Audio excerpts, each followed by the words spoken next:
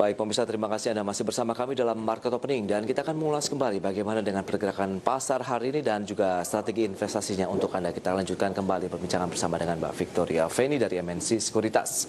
Ya, tadi ada beberapa saham pilihan yang sudah disampaikan. Yang pertama tadi SIDO.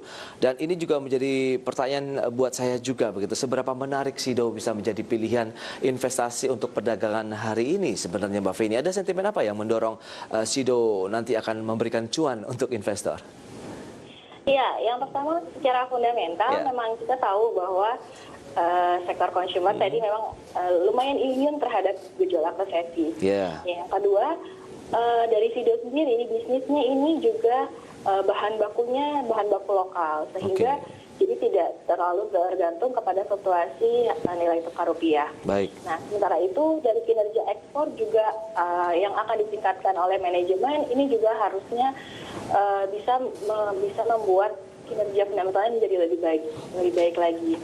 Nah, kemudian untuk secara valuation wise ini juga PE-nya juga masih ada di rata-rata ya di 25 kali.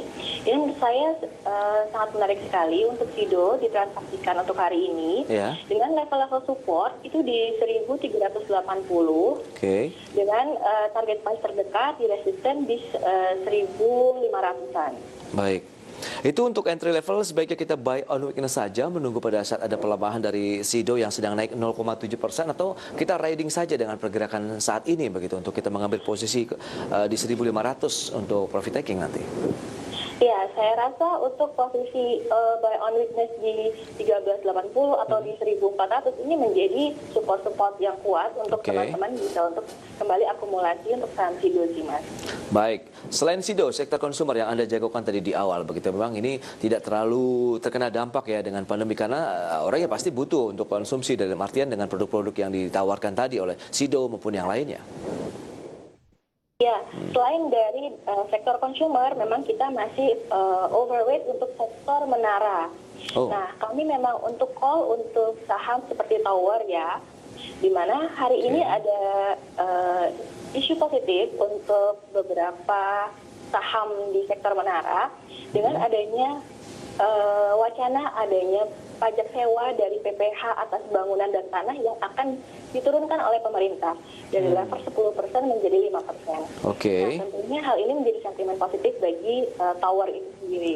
Nah, secara fundamental tower juga masih mencatatkan kinerja yang sangat memuaskan gitu ya dengan top line dan bottom line ini sudah di atas 20%. Selain itu wacana untuk dihapuskannya industri di menara dari daftar negatif investasi yang kemudian ini investor asing bisa invest secara langsung kepada sektor menara ini menjadi hal-hal yang menarik lah untuk dicermati. Ini TOWR kalau kita cermati hari ini sudah bergerak stagnan ya. Tadi sempat memang naik turun sekali dengan aksi jual yang terjadi, tapi masih mencoba ada yang membukukan beli begitu ya. Bagaimana dengan pergerakannya? Karena kita tahu di era 5G nanti ini terus-menerus melakukan ekspansi dalam artian investasi untuk pembangunan fiber optik nih kalau kita lihat dari TOWR. Ya, benar sekali ya. Untuk kebutuhan jaringan memang cukup tinggi. Nah, di mana memang nanti adanya 5G, ya, kemudian masih adanya traffic data yang banyak ya, khususnya untuk PSBB ini, gitu ya. Jadi ini akan meningkatkan kebutuhan akan jaringan. Nah, untuk secara teknikal sendiri, memang untuk tower, kalau kami cermati, itu bergerak di level 1000 sampai dengan 1100. Teman-teman bisa akumulasi kembali apabila dari tower ini menyentuh level-level 1015, 1020 ini menjadi level-level support yang menurut kami ini masih baik untuk dilihat gitu. Kemudian untuk level-level resisten terdekat itu di 1120. 1120 ya, range-nya pergerakannya dari 1015 tadi kalau kita bicara untuk entry levelnya. Iya, Mas.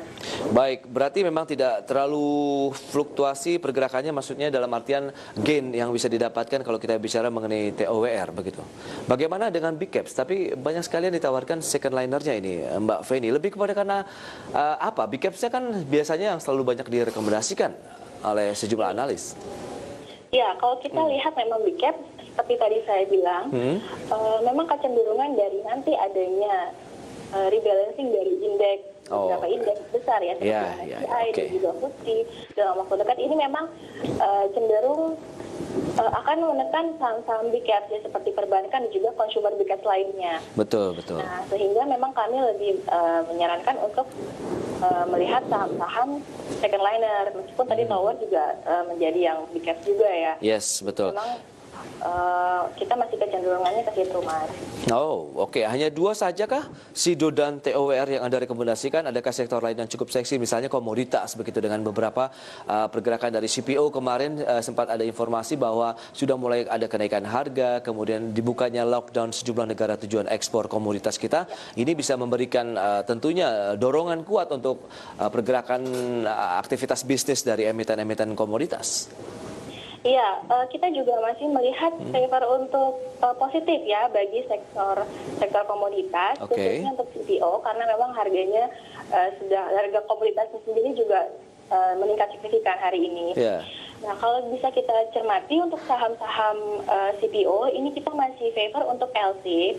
Baik. Di mana secara fundamental LSIP masih mencatatkan kinerja yang bagus, dengan leverage-nya juga mendekati 0 gitu ya, sehingga kami masih sound untuk dari fundamentalnya.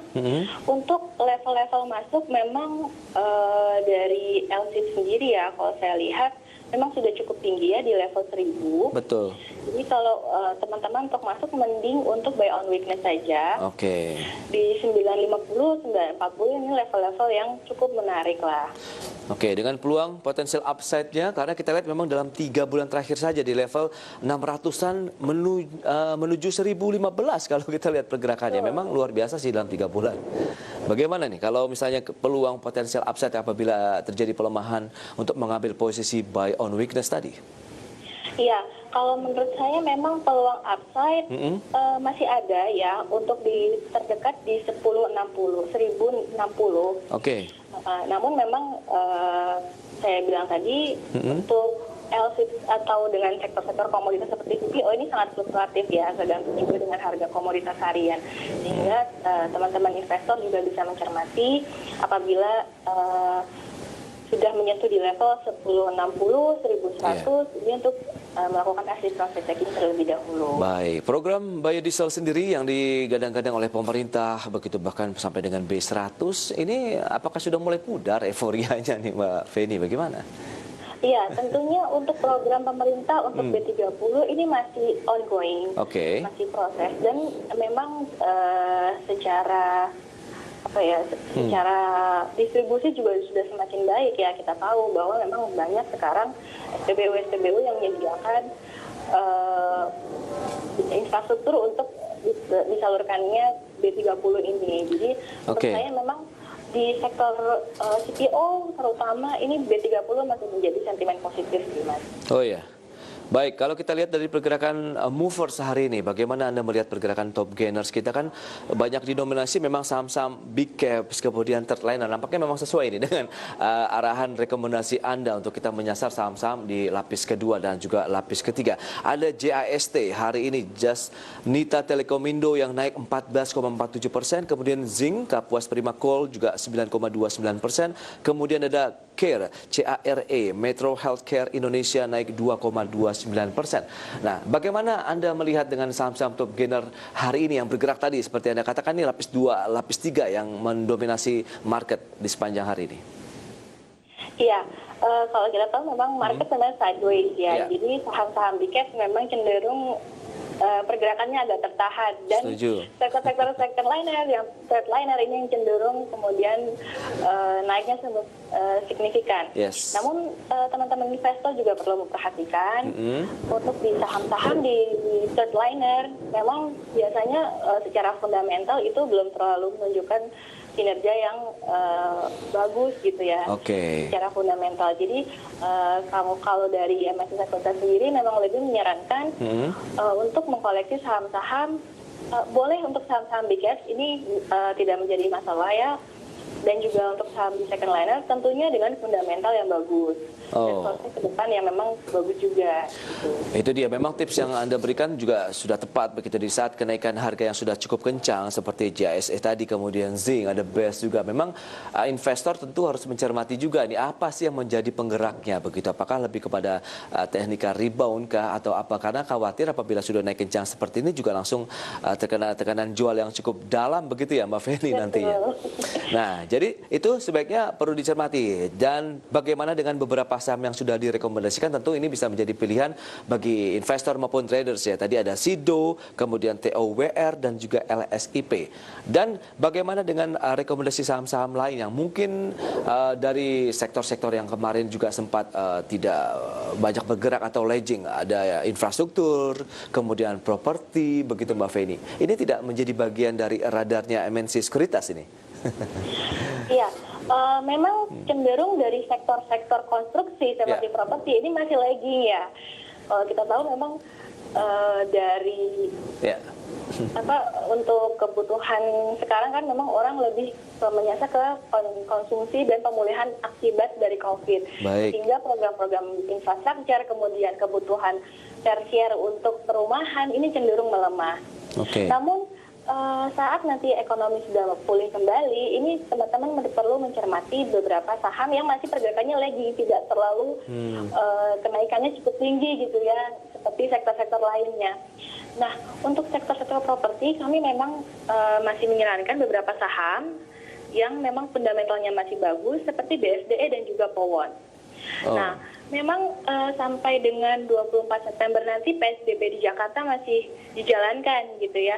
Once ini nanti diputuskan untuk adanya normal kembali seperti biasa, ini akan menjadi sentimen positif bagi sektor-sektor properti karena mal-mal akan buka, kemudian aktivitas kembali juga bisa seperti biasa.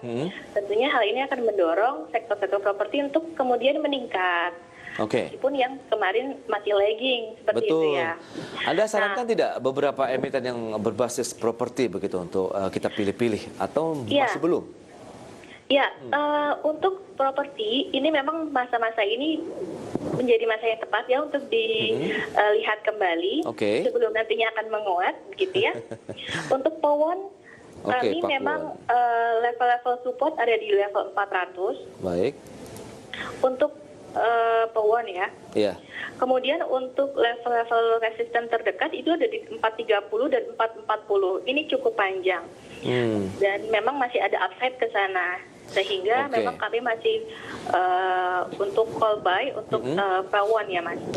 Pakuan Jati ya, masih peluang mengambil posisi buy on weakness saja di level 400 karena sekarang di 414 naik hampir 1% untuk pergerakan tahun.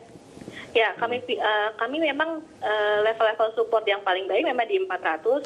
Namun apabila teman-teman mau mengambil di 40, 408, ini menjadi level-level yang menurut saya masih bagus gitu ya untuk dilihat sih sebenarnya. Baik, itu dia beberapa saham pilihan yang sudah diberikan oleh MNC Sekuritas. Ada SIDO, kemudian TOWR, ada LSIP dan juga Powon atau Pakuan Jati dengan peluang-peluang yang tadi sudah disampaikan 430 sampai dengan 440 untuk Powon, kemudian LSIP di 1060, TOWR ke 1120 dan juga SIDO hingga 1500. Baik, dengan pergerakan market hari ini bagaimana Anda melihat peluang bahwa indeks harga saham gabungan sudah mulai tertekan nih Mbak Feni, sementara asing juga masih asik jualan. Strategi bagi investor lokal seperti apa sih? Apakah kita memang menjadi follower saja atau justru sekarang dominasinya adalah investor lokal yang banyak invest di pasar modal? Ya, kalau memang kita melihat ya pergerakan kemarin juga saat rebound, net sell asing juga masih dibukukan cukup tinggi 699 miliar gitu. Sehingga memang bagusnya investor lokal ini kemudian kembali mengangkat indeks kita dengan memang mereka confident ya untuk masuk ke market gitu ya. Nah, kalau kita lihat memang pergerakan indeks hari ini cenderung sideways sekali dengan pelemahan hanya 2 poin, 5 poin gitu ya. Ini cenderung sideways. Nah, kemudian memang dari kami memberikan beberapa topik pilihan yang tadi telah kami berikan yang memang masih bisa cenderung investor bisa ambil dan untuk dikredikan seperti itu, Mas. Baik, itu dia beberapa saran dan rekomendasi yang sudah diberikan oleh Mbak Victoria Feni untuk masyarakat investor maupun trader di sepanjang perdagangan hari ini. Mbak Feni, terima kasih banyak atas waktu yang sudah Anda berikan, analisis yang sangat menarik untuk menjadi, ini adalah bahan bakar bagi investor maupun traders untuk memulai perdagangan hari ini. Sukses untuk Anda dan selamat melanjutkan aktivitas Anda kembali, Mbak Feni. Terima kasih, Mas. Ya, baik pemirsa, demikian perbincangan kami bersama dengan Mbak Victoria Feni dari MNC Sekuritas. Di segmen berikutnya kami akan hadir dengan sejumlah informasi menarik lainnya.